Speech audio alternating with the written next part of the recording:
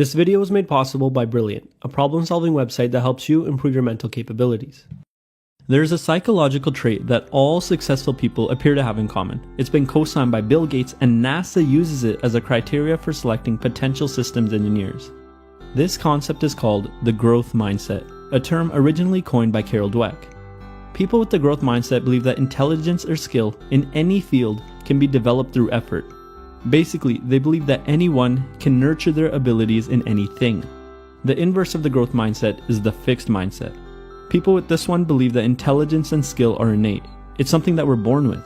We're either born gifted or not. There's no room for change. Basically, they believe intelligence is fixed from birth.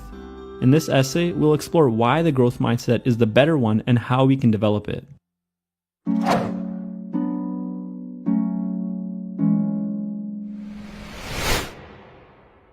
So we talked a little about what the growth mindset is, the belief that intelligence and skill in any field can be developed. But let's also talk about what it's not. It's not magic. It won't help you get everything that you want out of life, and it won't make you the next Elon Musk or Steve Jobs. However, it is a very powerful lens with which to see the world, and it can improve the probability of your success. All of us are a mixture of both the growth and fixed mindsets. In some areas of our lives, we operate with the growth mindset. In others, we operate with the fixed mindset. Because of this, I want you to think of both mindsets like a pair of glasses. Some people wear the growth glasses more often and others wear the fixed glasses more. But we all wear both in different situations in our lives. Although we should all strive to wear the growth ones much more than we wear the fixed ones. But why? Well, a lot of research seems to suggest that people with the growth mindset are more successful than people with the fixed mindset. For example, a study found that students who held a growth mindset were 3 times more likely to score in the top 20% on the test, while students with a fixed mindset were 4 times more likely to score in the bottom 20%. Another study found that when 7th graders participated in a growth mindset program, they were able to avoid a drop in grades which usually occurs in middle school. People with the growth mindset are much more resilient, which allows them to overcome challenging and difficult situations. Because they prioritize learning over failure, they're unafraid to take risks. They prioritize growing over stagnation. On the other hand, people with the fixed mindset don't want to challenge themselves because they believe talent and intelligence are fixed. They look at failure as an assault on who they are as a person. To them, lack of knowledge is an indicator of stupidity, and failure once means failure always. A person with the growth mindset believes that they're always in a state of flux and transformation. So they don't attach their identity to the results. Instead, they focus on the process of growing and learning. Few people will deny that the growth mindset seems to map nicely onto reality. We know that the brain can continue to learn until the day we die, thanks to the field of neuroscience. It also seems quite intuitive that people must work hard and persevere despite obstacles to end up being successful. So, the growth mindset seems to be a much more accurate view of reality than the fixed mindset. People with the growth mindset are living in greater accordance with reality than people with the fixed mindset. They can make truer decisions, whereas a person with the fixed mindset lives in a greater state of delusion. What do I mean by this? Imagine 2 entrepreneurs. One has the growth mindset and one has the fixed mindset. They are both in the early stages of their entrepreneurial journey. Suddenly, they both encounter a roadblock and are forced to make a decision. The one with the fixed mindset sees the long and arduous journey ahead of her due to the roadblock. The journey is in the way of what matters to her, the result. She believes that entrepreneurship should come easy to those who are destined for it. She decides to quit. The one with the growth mindset sees the long and arduous journey ahead of her and smiles. The journey is the way for her. The journey is what matters. Taking the role of a student, she accepts the long and arduous path as her teacher. She will allow it to mold her into the person she needs to become to achieve the results she desires. She decides to persist. When we look at both of these examples, most of us would agree that the entrepreneur with the growth mindset has a greater understanding of reality. Her decision is truer. We know that things take time, effort, and strategy to achieve, but it's often difficult to put that kind of thinking into practice. So, how can we develop the growth mindset? The first key to developing a growth mindset is actually very simple: understanding that it exists and that it's possible for the brain to change. Neuroscience has shown that our brains are not fixed and, in fact, they are very malleable. We can always grow and learn new skills. For example, a study found that taxicab drivers develop more gray matter in their brains to help them navigate more effectively in large cities. They also found that the amount of gray matter in their brains was correlated with the number of years that they had been working as a taxi driver. This suggests that the act of driving a taxi led to changes in their brains which allowed them to be more effective at their job.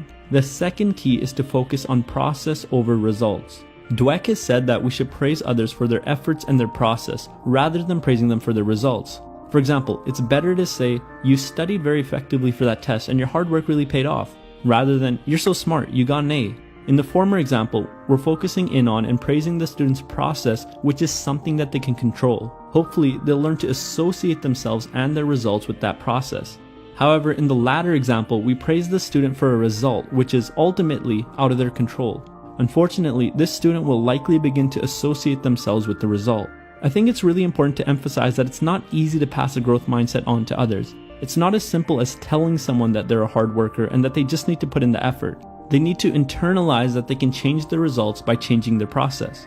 So they need to know how to effectively create a process, alter it, and produce results from that process. My solution to this is to keep a journal. Pick an activity that you want to get really good at. For example, let's say that I want to get really good at math. In the journal, I would write down my process for studying mathematics. I would list out the steps and put a quantifiable measurement to as many things as I can. For example, my process might look like this: review my notes once a day, do 10 practice problems a day, and meet with my professor for 30 minutes a week.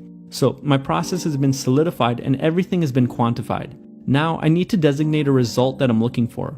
I need a target to aim at. Let's say that I'm looking for a grade of 80% or higher on my next exam. When I get my exam mark back, I compare it to my goal. If it's higher, then I know my system works, but I can still go back and alter parts of it to see if I can do even better. Or I can try and optimize it. Maybe I can spend less time reading the textbook and more time doing practice problems. If my grade comes back lower, I definitely need to go back and refine my process. I believe this method of keeping a journal, creating a process, and refining it until the desired outcome is achieved will help promote a growth mindset. It keeps our mind focused on a changeable process. The results are measured and paid attention to only as an indicator of how well our process works. The process either works as intended or it doesn't, but it says nothing of the person. The process is always malleable. It's not that it doesn't work, it just doesn't work yet. I think another good idea is to seek advice from peers and teachers. Look for those in the same position as you or those who have already done what you're trying to do. Ask them about their process and see how yours measures up. You might find things that they do or have done that you would like to adopt into your process. Read books about people you admire. Try to find details about their process that you can incorporate into your own. Lastly, do challenging things. To even have a chance of fostering the growth mindset, you have to step outside of your comfort zone. People who don't leave their comfort zone begin to believe that their success is due to innate talent because everything comes so easy to them. For example, a student who is never challenged in school will begin to believe that they're innately smart. I get A's, therefore I'm smart, they might say. The result comes so easy to them that they don't even think about the process.